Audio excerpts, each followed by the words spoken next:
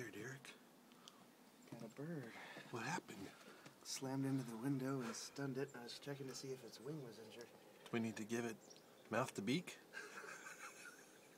Poor little guy's so cold and feathers keep coming off him. Well, that's not a good sign. Yeah. I'm going to put him in the doghouse.